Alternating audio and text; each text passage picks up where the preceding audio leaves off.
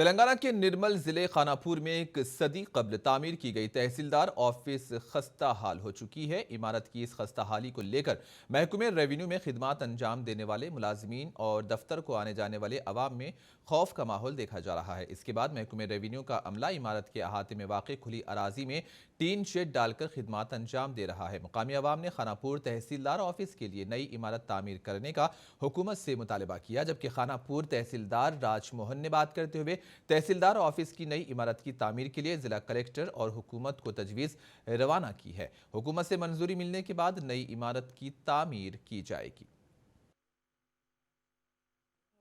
ఈ కార్యాలయంలో డిప్యూటీ నాయబ్ తహసీల్దార్ కానీ సీనియర్ అసిస్టెంట్ కానీ పనిచేసే రూమ్లలో కూలిపోయే ప్రమాదం స్థాయికి చేరుకుంది కాబట్టి వాళ్ళని అక్కడి నుంచి మార్చి మన రేకుల షెడ్ దగ్గర వాళ్ళతో పనిచేయించుకోవడం జరుగుతున్నది.